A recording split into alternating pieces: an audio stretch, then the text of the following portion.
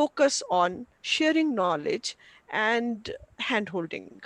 So we have to introduce our university first. We have two campuses, one at Meerut, Shobit Deemed University, Shobit Institute of Engineering and Technology, a deemed to be university. The other is a Shobit University name by, it is in Gango, the rural belt near Saharanpur. So I take pride, first of all, in admitting that despite our one of the campus being in a rural area, we were able to start the online delivery of lectures of e-content right from the first day the country went for lockdown.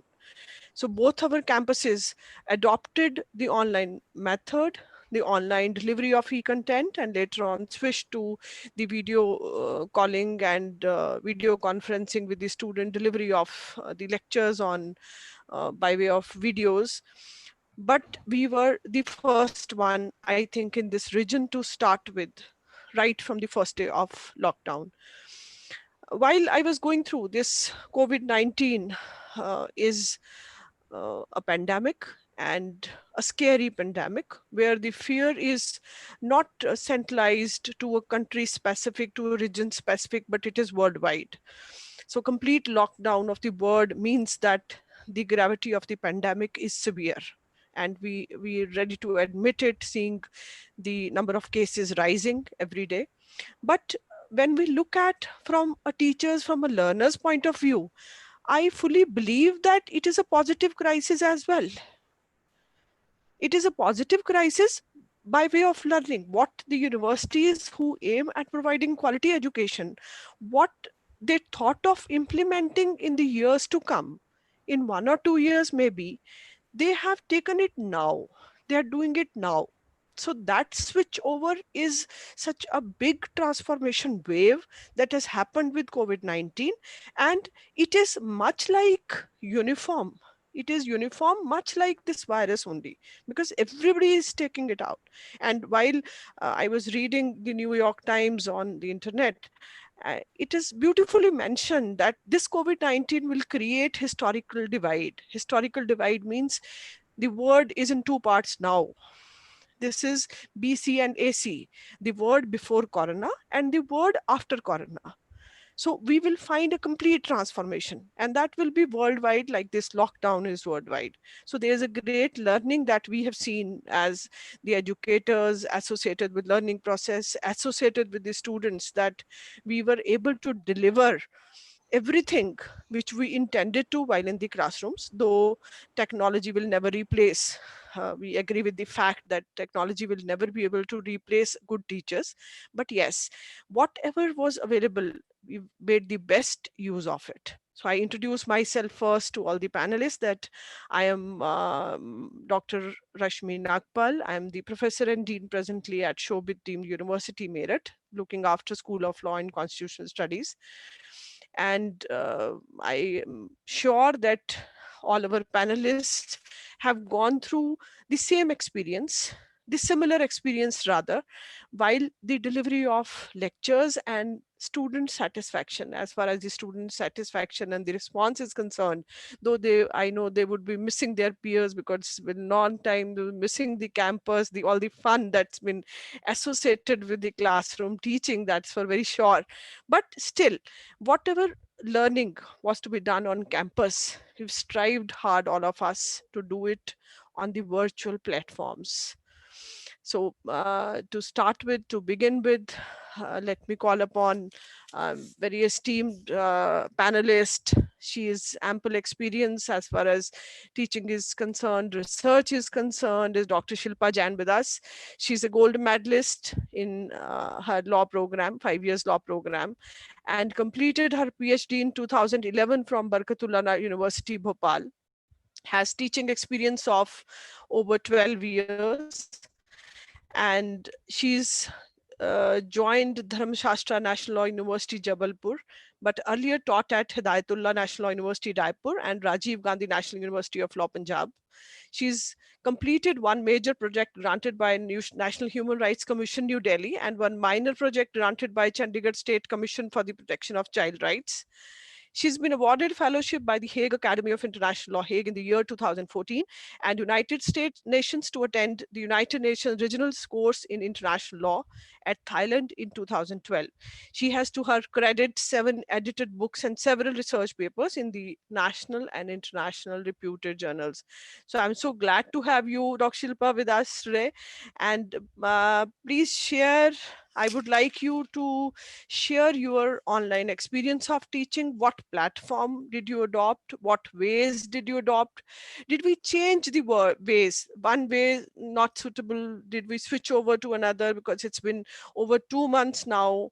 And the technical glitches, not all are tech savvy. Our Indian households have electricity problems, and more than 50%, rather, I was reading 80% of the people do not have access to uninterrupted power supply and all those glitches. So did you face them, and how did you tackle? Dr. Shilpa. Thank you, ma'am. First of all, I would like to thank Shobit University and ma'am for inviting me to this wonderful talk. As ma'am has said that COVID has turned our lives upside down. Same has happened with the education sector as well.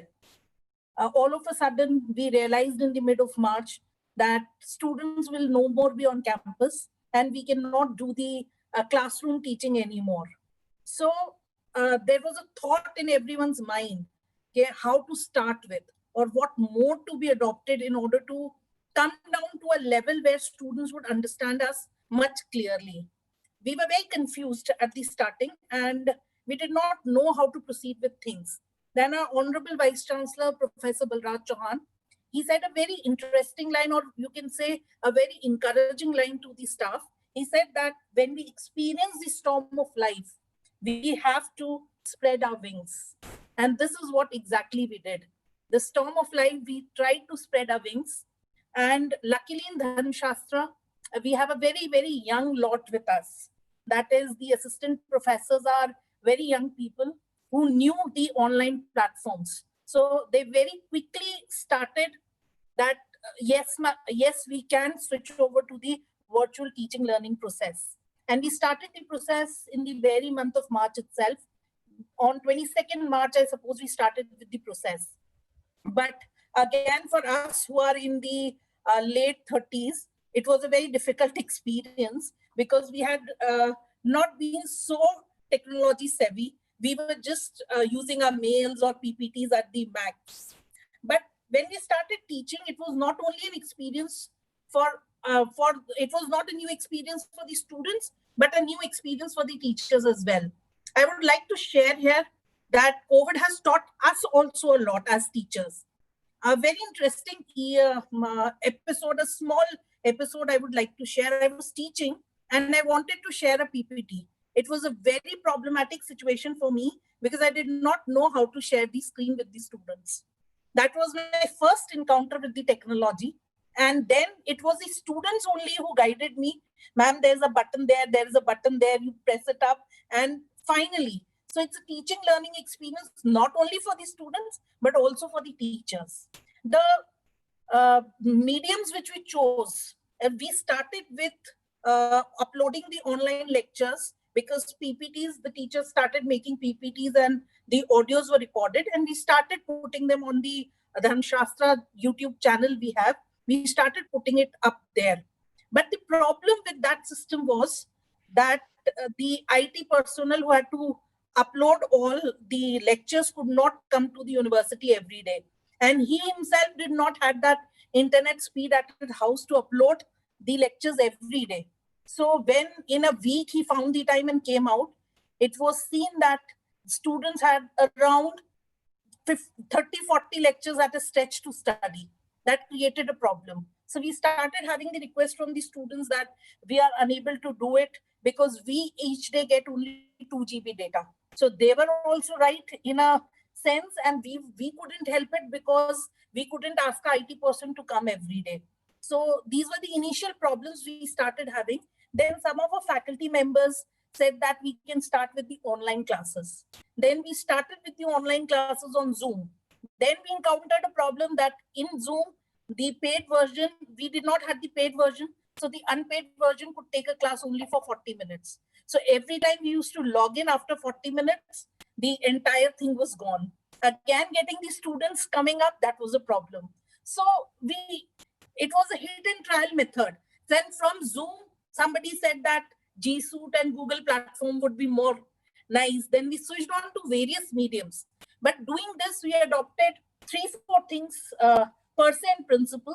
One was PPTs with audio lectures that we uploaded, and we uploaded it on an open platform because we thought that it should not only be our students who should be benefited, but it should be anyone and everyone who wanted to have visibility to those lectures. So it was an open platform, Dharmashastra YouTube channel, on which you can see more than 180 videos uploaded, syllabus wise and covering all the subjects.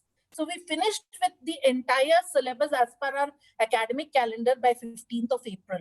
That was an achievement for a new university who was struggling with every infrastructural facilities, with IT and everything. But here, the most important thing which I would like to share was the immense support which we got from our students. They were the heroes of this entire procedure. They supported us, though they had problems because, especially with the girl students, they used to say that, ma'am, maids are not allowed in the house and we have to help our mothers also in the morning. So can the lectures be in the afternoon, or there can be a timetable according to which we can follow the lectures?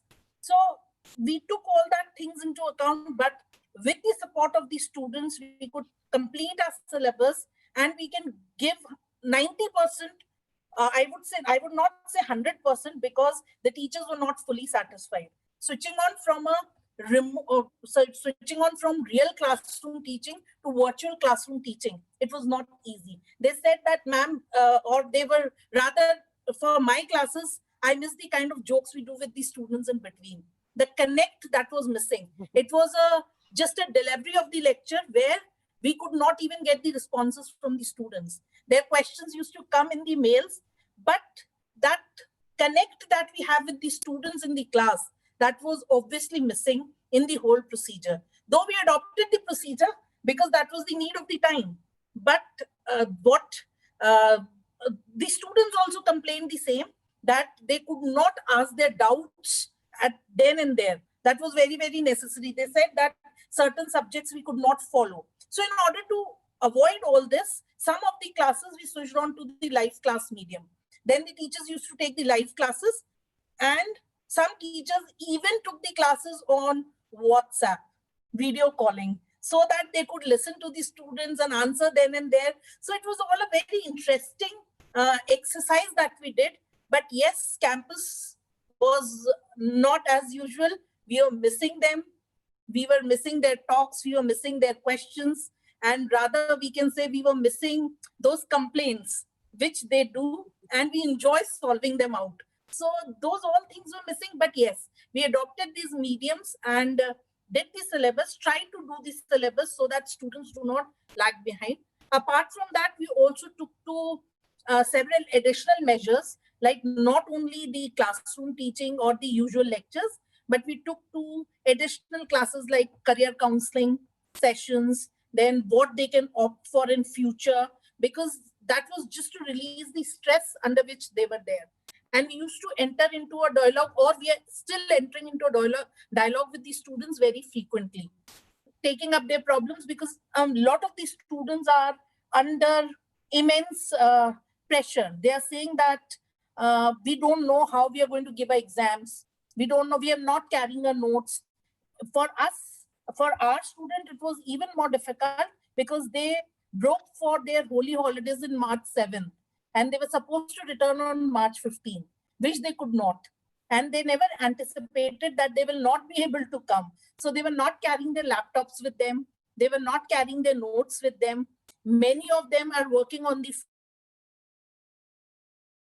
phones, but still they are cooperating with us and trying to do whatever best they can also do from their side. So this is the entire exercise we did in order to come up at par with the virtual world from remote teaching. And if I talk about myself, the young ones did a good work, the assistant professors, and I had to really struggle with the technology first in order to understand what I need to do to take a live class. But comfortably after like 1 week or 10 days of teaching, we could do that. But the problem with online teaching is that whatever you deliver in the class in 1 hour, in online teaching, that is finished in 20-25 minutes. So you have to prepare for 3 days lecture, and that becomes a bit difficult for the students also to come up to that level. So we reduce the time of the classes to 30-35 minutes, not taking a 1 hour usual class, but we reduce the time to 30-35 minutes and kept the other time for their questions or a bit of talking, chit-chatting. So in this way, we try to cope up with the things. Yes, it is certainly a unique experience of not having eye contact with the student and still teaching. No, somewhere it is more of monologue, but still the students enjoyed. I've seen various students who were happy with the online teaching also initially, but ultimately, yes, they were missing the campus. The teachers were missing that eye contact in the class, those disturbances created in the class where everyone is not very seriously looking at the teacher and the content. There are many other things to get their attention gets divert at many other places. So it is, thank you so much, Dr. Shilpa. Just one little thing that I wanted to ask you is that if this is taken for a long period, like UGC is coming up with the proposal that 20% of the course curriculum now onwards has to be online. So what do you feel that how can we make the online teaching more effective and rather more interesting, because it is effective as far as we the teachers are concerned, but as far as the students are concerned, how can it be more effective to make to engage them so that all of them get up and they're not even they're physically present in on their laptops on the system, and they just simply do not run away after switching on the lecture. So how can we make it interesting? Yes, ma'am. For this, it is very, very necessary that the blend of pictures, pictorial representation of things is there. Because it is always said that what do you see in pictures, it is always on your mind.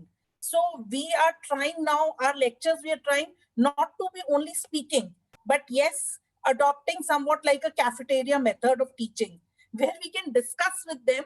So exercise to be given, then a bit of the law points in that, and then another taking up their views. So from a traditional teaching, we'll have to switch over to critical teaching, where we can have more of their reasons and logics understood. Then only I think they'll have the interest in it. If it's just a lecture delivery, then I don't think it is going to be very fruitful. Yes, thank you so much, Dr. Shilpa. We have with us Mr. Abhay Singh Thakur. Is now presently working as assistant professor at Gujarat Maritime University and is a research scholar at Gujarat National Law University, Gandhinagar.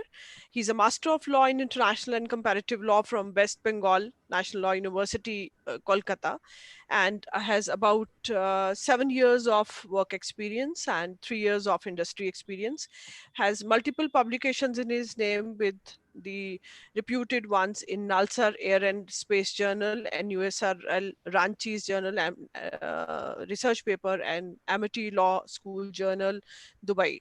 So Abhay, please, I welcome you to the session, which is primarily for us, the faculties and the students, their various experiences regarding online teaching. I just wanted to ask you, Abhay, when it is content preparation, no, what would you suggest? What should be the content? How should a teacher deliver? Because we have a course curriculum in hand, but when it is a real classroom, the content delivery is different, the method is different. But when we've switched over to virtual classroom teaching, so will there be a difference in the content preparation? And I would like you to talk about the examination pattern that you adopted, the kind of assessments that, how were they evaluated? Because we all of us have the pattern of internal assessments in our curriculum. So please discuss about the content preparation first. I'll do that, ma'am. First, just a small request. I cannot share my screen, so I wanted whether I can have that feature. I had a PPT prepared for this in order to show that how we can, fancify the teaching material. I am able to see this feature on my screen. So Are I you? have not, no, ma'am. Host disabled participants screen sharing. It is. Okay, is it? I will just tell the office to do it. I will just tell. Just a minute.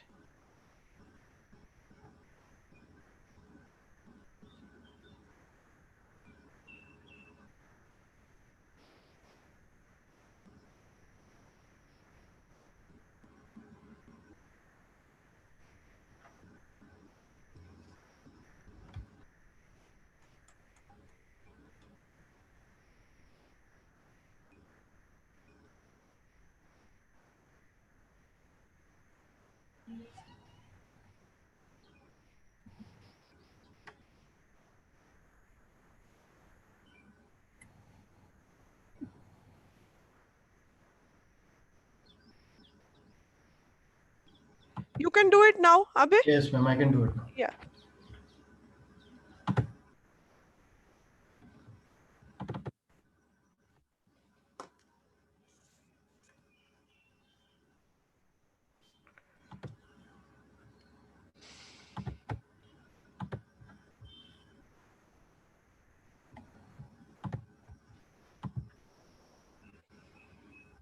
I hope the PPT is visible. Yes. Yes. Yes. Thank you, ma'am, for the introduction, basically, and I give my thanks to Shobit University and to ma'am also for giving me this opportunity to talk in this very on this very important and very contemporary issue we are facing. So the topic that I was supposed to give a deliberation on was content preparation. That how we're supposed to prepare content. So in the examination pattern, how it should be, and internal assessment, how we're supposed to evaluate that. So first of all, I'll come to this. I'll be dealing with all these things one by one. So first, coming to the content preparation. As you can see, I've tried to put in a lot of animation in this particular PPT. So these things, they can help in bringing the interest of the students. So putting in the animation feature is there available on the PowerPoint itself. So you have to work it out and you have to bring on, unfortunately, I don't think I have the time to show you how to do these animations, but these are the features available on the PPT itself. So you can bring in the animations. So as Shilpi ma'am was already saying that the attention spams, a normal lecture delivery of an hour will not be sufficient to bring in the attention of the students. So in order to do that, you can use this kind of animation. So first of all, when we are delivering an hour lecture, we tend to realize that after 15 minutes or so, students are silenced. They are not responding. So in the class, in ordinary class, we are basically trying to tell students that please do not talk among themselves. And if you want to say something, you can say it to us. These kind of things we are time and again telling the students inside of a class. However, in an online medium, if they are silent, then there is a very high chance that they are not listening at all. So that is a challenge when it comes to an online teaching. Another problem is reference material. So how usually we share reference material is we use WhatsApp. Some faculty, they mail it to the students.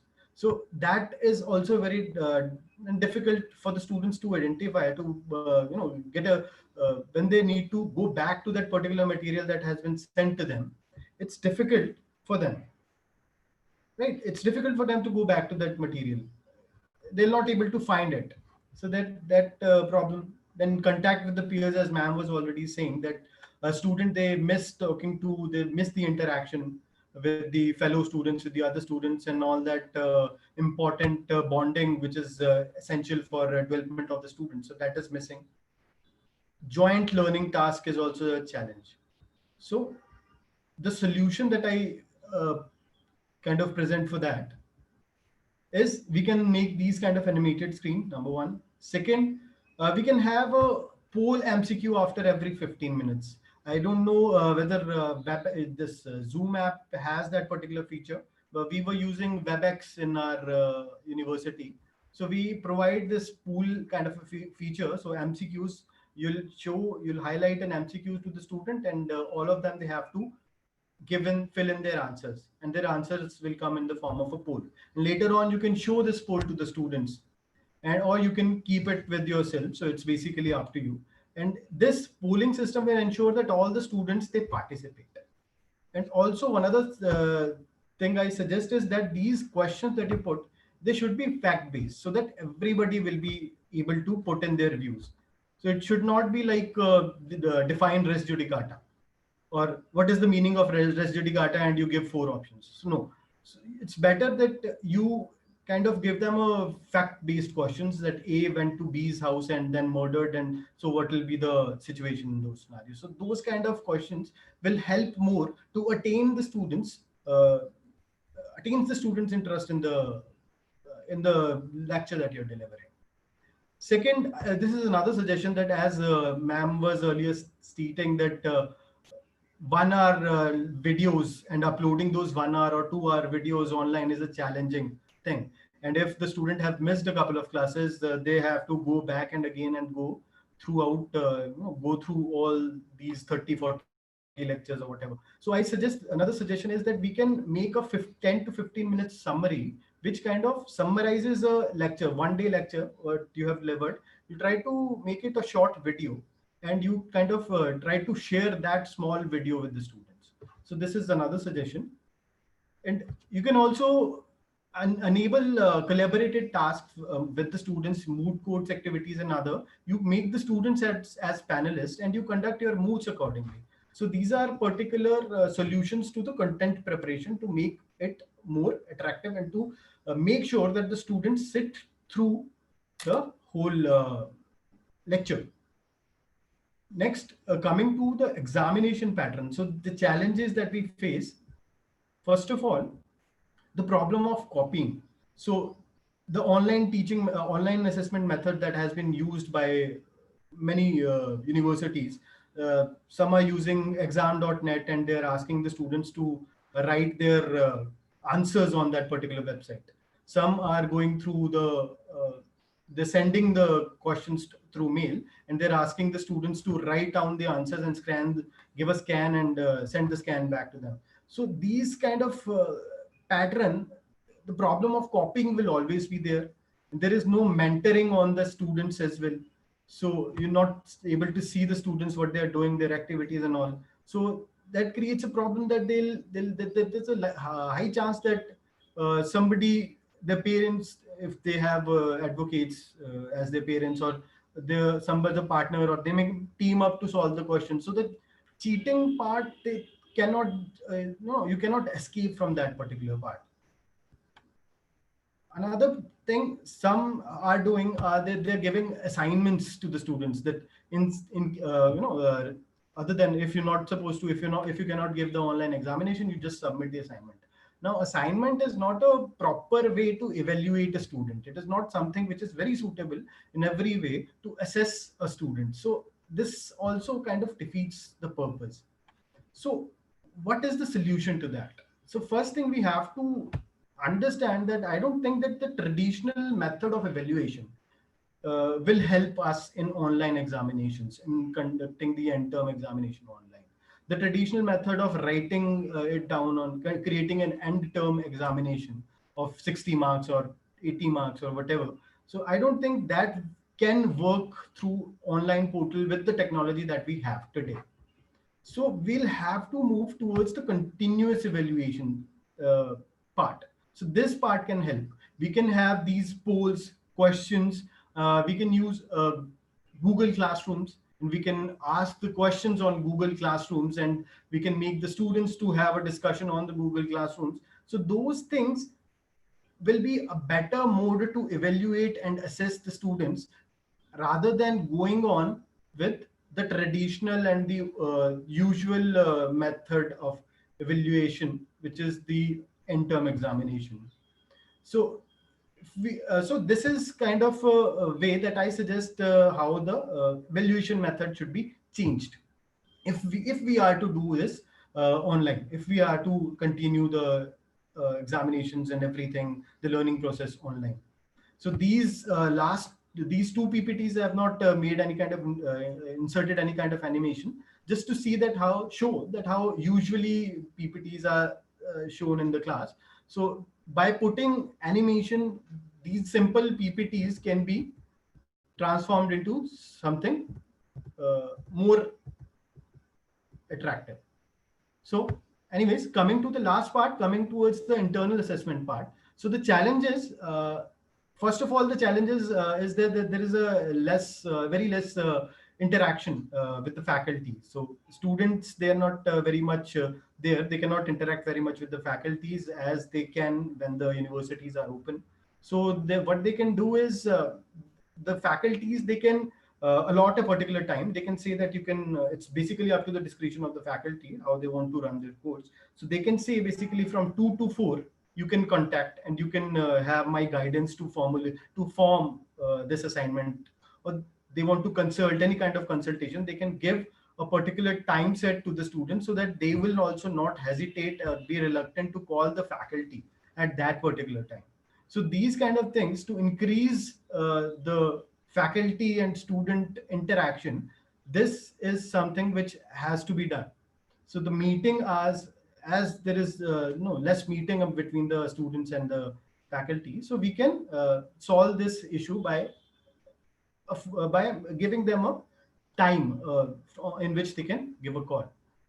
Next, proper submission deadline. How to ensure that when they are submitting assignment, when an assignment is given to you, given to the students, they submit it on time. So Google Classroom is a solution for that. Google Classroom will provide a deadline, and if somebody submits that particular assignment later the deadline, it will be shown, it will be highlighted as late submission, or you can even turn off the late submission, so no assignment will go inside after the particular after the sufficient no after the deadline that you have declared. So the Google Classroom use of technology basically is the way to go. Google Classroom's model and Modo, their particular learning management systems, and also delivery, the video deliveries. There are multiple apps for that. Zoom, as we are using right now, WebEx. There is Microsoft Team, Google Team. So whatever suits the criteria of the university, they can go with it, and they can basically fulfill. They can work on accordingly. So this is how we can basically make the content more interesting, and how we can ensure that the students basically be focused on what we are teaching them. So this is all that I wanted to share. Thank you so much, Abhay. I just wanted to know, since you've rightly pointed out that availability of faculty and faculty-student interaction is what is of utmost importance. Unless and until we know how is the response, and that response will come only when the faculty and the students are interactive. They get into the same platform and they discuss, and which is quite well be possibly done in the classroom, and which is little difficult when we are on the online mode. But much depends on the faculty to engage the students that way also. So you've rightly pointed out that it is good that we are in touch with them, and we follow them, and we give a deadline, so that they feel that pressure, they feel that the learning has to go on, whatever is the crisis, but we have to go on with the learning, and it should not stop. So thank you so much, and for this fruitful discussion that it was really an insight on providing a better way of assessment. I come to now Mr. Nitish Upadhyay. Nitish, welcome, Mr. Nitish Upadhyay. Is a variety of experiences with him on different platforms, and he's not only a faculty with Galgotias at present, but he's been engaged into lot many research activities where he's involved many of the students, and he's done his LLM from NUJS Kolkata, and at college level he won various awards in the moods, quizzes and debates. He's also presented papers at various national and international levels, and he's the founder of knowledgeteas.com, and has mentored several other endeavors. He's a part of the editorial boards of different journals of legal research and study, like the Journal of Comprehensive Legal Research, Westminster Law Review, Dibrugarh Law Review, and Youth Policy Journal UK. He's received various scholarships in the past, including GAGE Turkey, ILEC New York, Hague Academy Netherlands, GAGE Mexico, Zemin China, and from France as well. In the year 2015, at such a young age, he was awarded with the title of Social Change Maker 2015, Young Humanitarian Award 2017, Youth for Human Rights Award 2017. We are so glad to have you, Nitish, with us. Thank you for sparing your valuable time to be with us in this session. Nitish, I just wanted to ask you, since you've been associated with the teaching for a very long time now, and you've been mentoring students on various endeavors, and you've been associated with various organizations, what about the clinical legal education? When we talk about legal education, clinical legal education is a very, very important aspect of the law curriculum. So when we talk about online internships, are they of any help in building up the resume of the student? Practical subjects like pleading and drafting, the court visits, making the moot court diaries, and all those things which are closely associated with the drafting paper, pleadings paper, moot court paper. How shall we go about this? Because this is the almost entire semester has gone, and still lockdown 5 does not provide any guideline for when the universities will open, when the colleges are going to open, well, we will be coming back to normalcy. So please discuss, I would like you to discuss on this important aspect. Thank you, Rashmi ma'am. First of all, a very good evening to everyone. In terms of clinical legal education, if we are talking, I've been to a lot of forums. I've been trained in clinical legal education since 2013, where I was pursuing. Started my career at that time, and in last 8 to 9 years of my journey of clinical legal education was that when I'm taking my class, I use a tabula rasa, I use a jigsaw group method of teaching, I use fishbowl approach, I use social experimentation, I use peering and sharing, I use chit methods and all. But as soon as you say whether they are very successful online, no clinician in the world have ever thought that this day will come and we have to shift everything, all things that is related to clinical legal education online. And now, to be very honest, there is a file that I can just show you that this is one of the file of clinical legal project that my student do in a group of 5, and every student is supposed to do it in my almost whatever subject I'm teaching, but it was a complete failure, including they have to prepare CDs and all, they do kits, they record videos and things, but everything has come to halt because of this COVID-19, and they have started asking me, sir, now how you will take this thing forward, how we can do things, because any method that you have taught us, we cannot implement, because your project says that you have to implement and demonstrate, and then we will be giving, you will be awarded marks. And I was having no answer for it, because, this was not a choice that we have came online. We are forced to be online. And where there is something that we are forced, we are not ready for it. So what I did is I just changed my structure a bit that, okay, earlier you were supposed to go to government school and slum areas to conduct programs. Now you do webinars, part of it. So there are, ways in which we are trying to do, but strictly, if you're talking in terms of learning by doing and the methods, the tabula rasa, fishbowl approach, and all these things, it's really tough to use them now in classroom teaching because of online method. Uh, what I basically though, we all are fighting to this problem. We have never opted for it. So we are gradually trying to figure out solutions for it.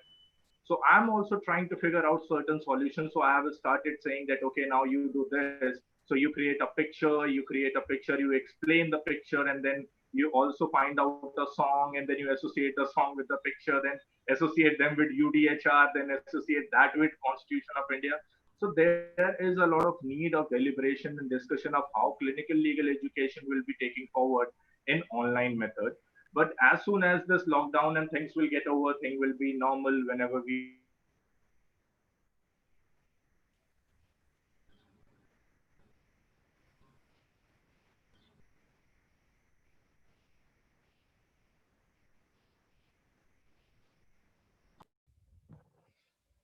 class. There's some issue. I think Nitish is not audible.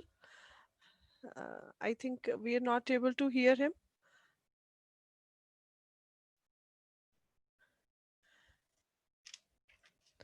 Let us switch over to by the time Nitish gets connected again.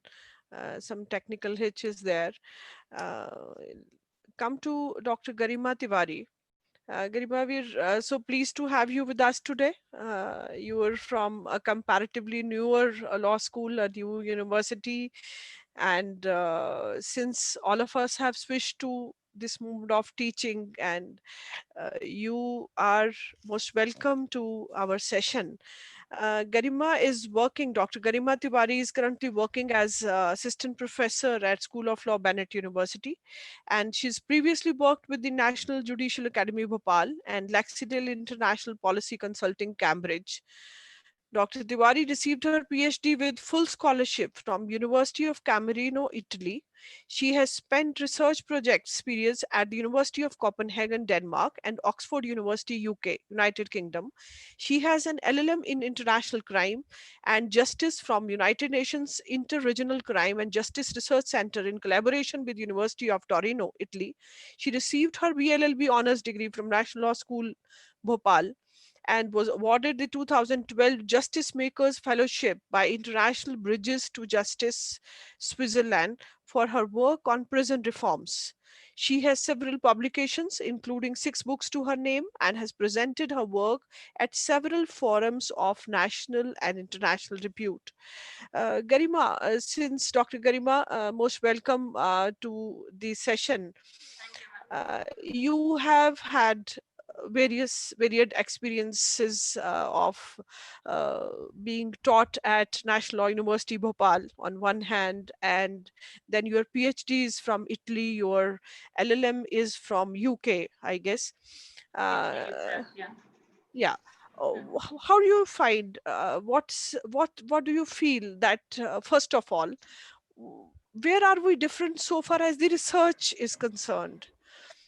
You've had both the experiences, rather is the experience of studying at 3 different states, 3 different places. So how can you guide us so far as the research is concerned?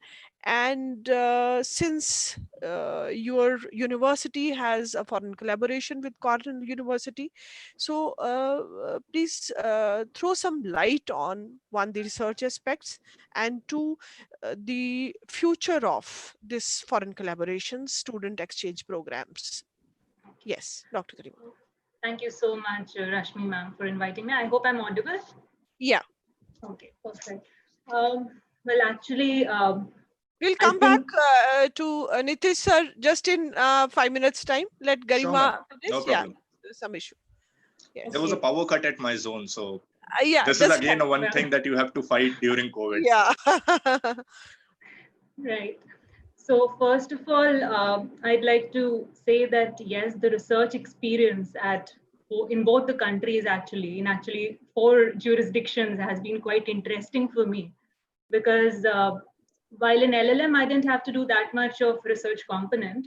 However, in my PhD, it was the way I was funded with the ease that you get funding abroad is something which it's not possible in India. If all of us, I mean, I am sure of all of us agree, the procedures that are involved in getting funding in India is a bit difficult. However, abroad also it is very competitive, but they're very flexible to funding, and there is a sort of a research culture that has developed abroad. So research is very much respected. It's not something considered as a sidey part of your academic journey. You know, it's like that you're doing a bit of research, but the main component is teaching. There is an interesting component of research professorship abroad. So you're a research professor, your only job is to research. You don't have to really go into teaching. Like, let's say I don't want to teach, I'm not comfortable teaching, I enjoy research. So research professorship is given. So for me, it was very interesting because I was introduced to these new ideas, which I think in our national law schools, I think some of them have been developing, but it's not that prevalent. So new private universities are probably coming up with these ideas now that they try to give research professorships, or if not research professorship, a full grant where you can just pursue your research and you really necessarily don't have to teach. So that is something on the side of research. Another component which is very interesting abroad was the use of empirical tools. Doing an empirical research in India is quite difficult, and it's not much prevalent also, if you see. Very few of us actually are trained in tools of empirical and statistical research, which is very important for social sciences, humanities as well. And particularly in law, we end up doing only research in terms of looking at judgments, maybe. But we don't go into specific empirical research. That is also because I think there is lack of proper data available. The databases, the data banks are also not that reliable. This was easy for me. When I went to Denmark and Oxford, they had a possibility, probably also because of the funding these empirical projects were receiving, that you could easily bank on these data, you can easily go and research, and there was easy accessibility to this data also. And the data, the amount of time that was there in actually getting this data was also very less. So it's like I didn't have to wait for 6 months to 7 months to receive a simple information, which may be relevant for my PhD. That's why if you see, I was able to complete my PhD in 3 years. Unlike what we see in India, it drags on for a long time sometimes. So I think that was something which is different. However, I think Indian PhD programs are also doing well now. They're also developing and trying to incorporate a lot of elements. And another thing was the mobility aspect in PhDs and research. I was free to, they told me to really go into different countries. They told me, like, as a part of your PhD, you cannot sit in one country and do your research. That is giving you a very closed outlook. Please go to different countries, go and research, have a mobility there. So that was mandatory. It was not something which was just told like you don't have to do it, or you may do it, and I was funded for that. So I think that kind of support if researchers get, it'll be very good. Now coming to the next aspect, academic collaborations. This is something I think students are facing. I mean, I have come across students being very anxious about this. What about student exchange programs? They've come to a halt. What about academic collaborations? Should we proceed with it? I think at the institutional level, Indian universities should first of all look at internationalization at home. That is something which we all can look into. There is a global academic culture that we can develop in India, because the advantage that we all of us have is that we're not reliant on foreign students. If you see the foreign universities, they're very much dependent on, a huge chunk of them rely on foreign students. So a lot of Indian students go abroad, but we don't see that amount of inflow in the country. So that is an advantage. If we develop the quality of our education, I think students would want to stay back, and they may want to, that exodus that happens when immediately after 12th standard students rush, immediately after an LLB students rush abroad for LLM programs, that might be actually, catered to if we're able to look into our quality of education. And we can add up virtual exchange programs.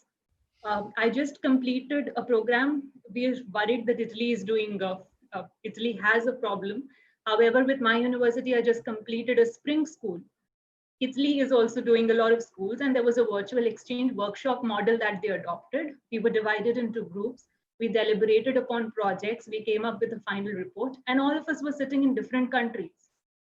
So if that is possible, I think as teachers, we can adopt this workshop model for our students in classrooms also, and we can develop such form of virtual exchange programs. Now, our relationship, Bennett has a collaboration with Cornell University. Luckily for us, in January, Cornell had visited Bennett, and they gave their lectures. We completed the 1 credit course, and we were just on the evaluation component, which is still going on, which is online again. However, I think it has not caused any problem, and we're open.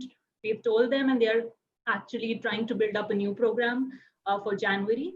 Cornell is ready to come to Bennett again, and if that is not possible, I think they're saying that they would be open to online classes again. And they would try to develop a system whereby students are able to access their courses.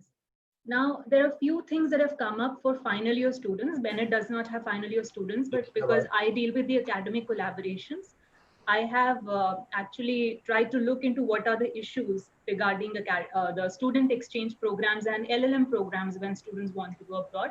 Some of them have gotten admissions in different universities, and they're worried what will happen. Will the market open? Will they be able to go abroad? This is a very difficult situation for them. They're very worried. So there are a few options because I'm in touch with different universities. One of them is they can defer the admission to next year. And I think students must keep in mind that they can contact these universities, and instead of panicking at home, they should just contact the university, find out the solution. They're also ready to return the fees. There is a third option that they're saying that instead of September intake that usually happens, they're ready to take January intake.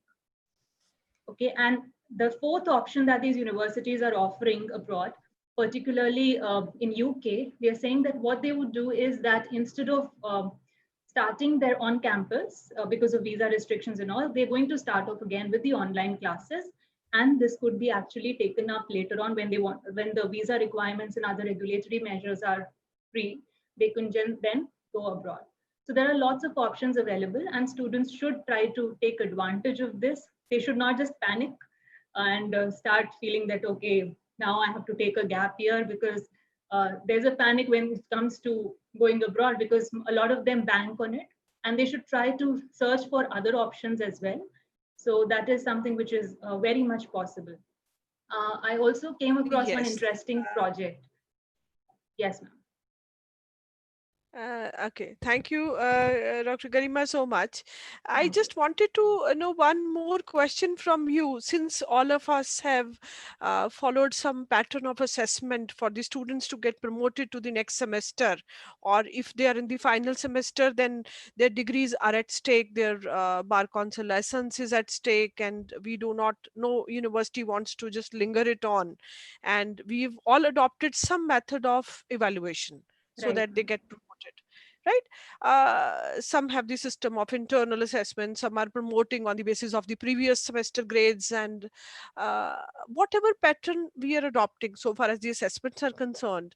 I just wanted to ask you, do you think when it is a remote examination, we are all agreeing that it is a remote examination, be it the assessment pattern by way of assignment or by way of MCQs or by any pattern we are adopting, how do we ensure that when it is remote examination that cheating will not take place, and it will be a fair examination, and we'll evaluate them on the basis of their sincerity and the ethics to be followed by the students? Is it possible entirely?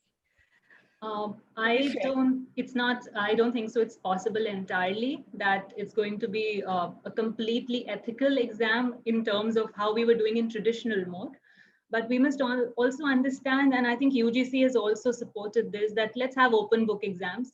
Let students look at whatever means available to them. Let's frame our questions in such a way that students apply their mind. So even if you're giving them a multiple choice question, give them a problem-based question.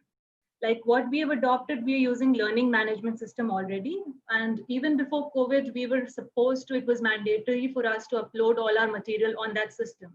So we were not actually giving by emails. Email was important, but we were always uploading our material on LMS.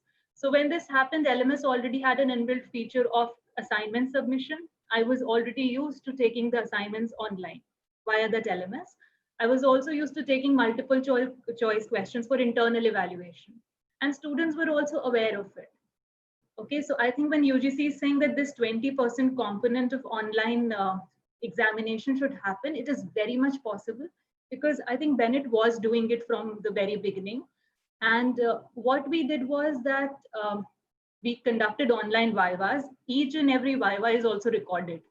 We were using Microsoft Teams, and Microsoft Teams has a feature in which I had my classes every day. We had a timetable. So the classes were every day. They were actually in a way that you're taking a regular class. Every day, according to timetable, we were taking the class. And then students were free to ask questions. They could message the questions then and there. And we were having an interactive session there. I also had lots of project works, and I incorporated 5 marks per class participation, even on the online mode. So what happened was students were very interested in asking questions. I was getting emails, I was getting messages, ma'am, ye question hai. So I think all of these modes we need to adopt. I think we need to encourage them. So I think examination pattern may not be ethical, That was but a liberal. wonderful insight. Thank you, ma'am. Yes, that was a wonderful insight into this problem of assessments and fair examination. Dr. Garima, thank you so much. Coming to Nitish sir, online internships that we started talking about, because when I passed out my LLB 3 years program, I don't think anyone heard of internships during those times.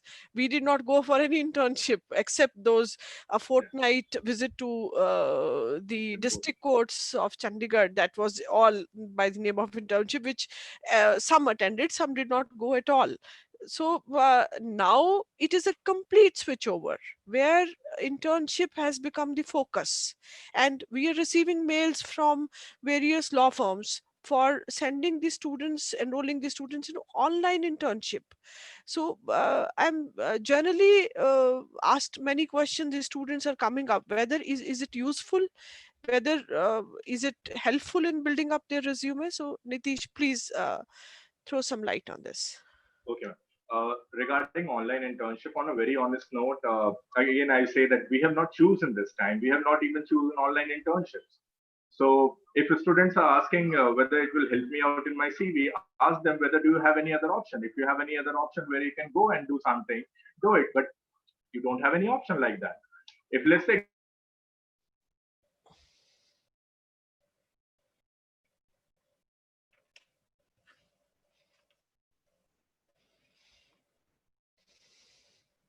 I think the connection is, yeah.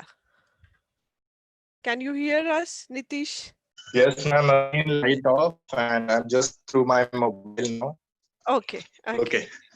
That's better. This is one yes. of the problems online, that anytime power can be off. So, if you do not have an option, then you're supposed to do online internship. And furthermore, I work with certain organizations which are also giving online internships, and people are doing great. They are doing research, they are writing small articles, they are writing blogs. So definitely it's going to help you out, because if you're doing nothing, then definitely it's better than that you do online internships. There are a lot of websites from which you can find these internships, and also I've also asked ma'am that I'll be sharing a list of websites which all students can visit, and they can see scholarships, and they can see internships and all over there. So for scholarship, there are websites.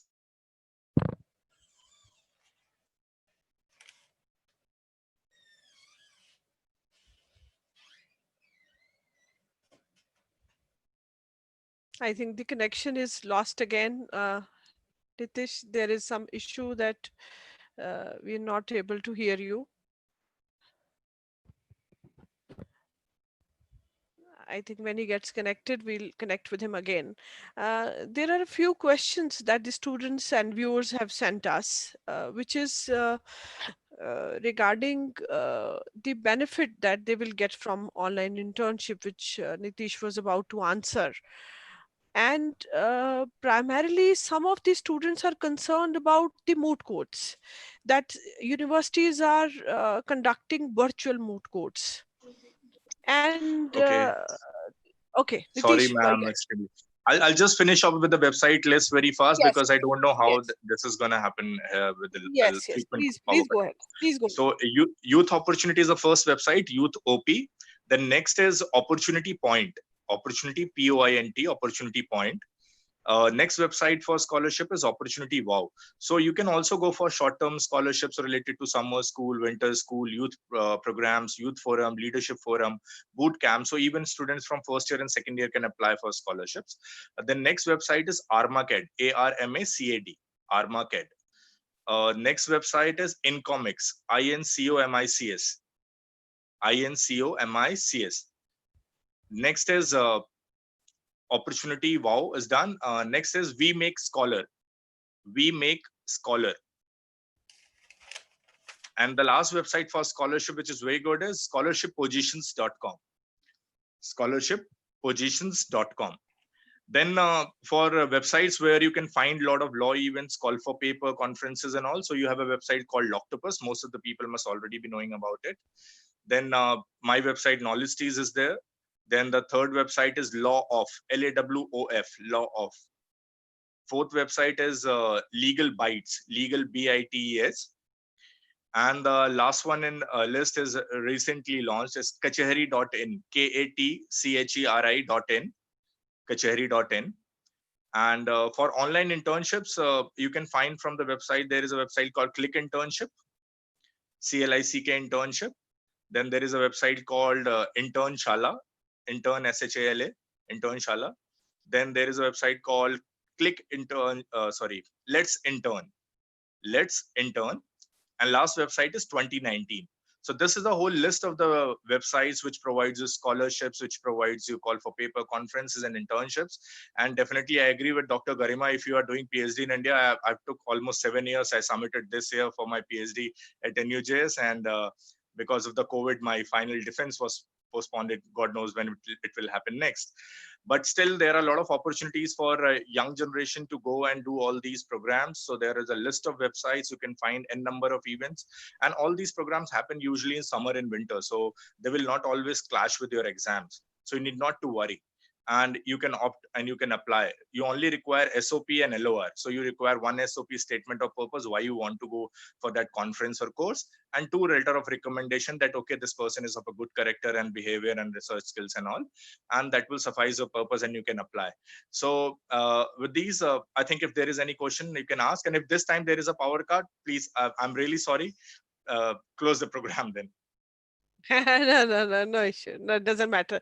This is the question that we've got from one of our viewers from Odisha, that he's an associate professor at a university, where he's written that due to cyclone, the power supply was cut off for a period of almost 15 days. And it resumed in some parts of Odisha after 10 days and another part almost 15 days. So he's a very valid question to ask, which is this was the problem, that it was a sudden crisis that happened in Odisha cyclone. But his general query is very apt and very much applicable to our Indian conditions, that is the rural background. So I think many of the students have this problem of technology, power supply, this is the broadband, the data problems, and were not even able to join the online classes. So my question to you is, Nitish, what should be the platform? Do you some people have favored that Doordarshan can be a good medium, radio can be a good medium. While the Doordarshan has now a collaboration with NCERT and CBSE to deliver the content on Doordarshan for school students. So can it, do you think that it can be fruitful for higher education as well? On a very honest note, there may be around 1,000 courses in India with the different structures and subjects, and in coming in a different semester with different kind of modalities of clinical legal education, different project components and things. So if you are looking forward, maybe it's very okay for CBSE because things are very common everywhere. You know, you going for NCERT and things are common, but for higher education that may not be possible. And furthermore, from where this Doordarshan will get so many number of people to deliver these lectures, record these lectures, and do things where they have these power. And still, when you are saying that okay, power things and everything, that will still remain. That inequality will still remain. People nowadays, you can find people with mobile phone but may not have a TV at home. And that happens with a lot of number of people. There can be a different set of people who have a TV at home but do not have a mobile at home. So you need to figure out, you need to balance between all the approaches. And when you're talking in terms of cyclone and these natural calamities, also physical attendance is not possible, not just online. So everything is at halt. 15 days, nothing could have worked in your state. No school, no colleges, whether it was a normal time also. So just think that's a natural calamity, everything, force majeure clause is there, 15 days, everything is delayed. Do not panic in a natural disaster, save yourself first, and then maybe education will come a little late, will not hamper your growth in life. So this is what all I can say. And Thank television, you so much, Nitish. Yes. Please complete. Yeah. I said television can be one way, but you cannot, again, the same problems which is with mobile phone and Wi-Fi and networks, same goes with televisions also. Because you see, I'm living in an urban area and I have a twice power cut during a lecture of 10 minutes. So you can just imagine. This problem will remain online. That is true. Dr. Shilpa, one question to you is about, since you have had the experience of now teaching in the third National Law University. You've been, I know you as the moot court convener and Rajiv Gandhi National University of Law at Patiala. Please share, because the students are sometimes worried, that if this goes on for a longer time and the things changed, can we switch over to virtual moot courts, and will they be helpful in making good advocates, good professionals? Because analytical ability, professional ethics, the court manners, how can they be done in the virtual moot court competitions? Ma'am, see, though the universities, in order to engage the students for the time being, have started having e-moot courts. But when we talk about learning the etiquettes, courtroom mannerism, that cannot come unless a student is not standing in front of the judges in a real life court. So that is not possible. I think whatever we're talking about is just a makeshift arrangement for the time being. Because India, technologically, we are not that advanced that we can cater to each and everything that the students demand from us. Like Garima was throwing light that it was a very, very good experience for them, smooth experience for them.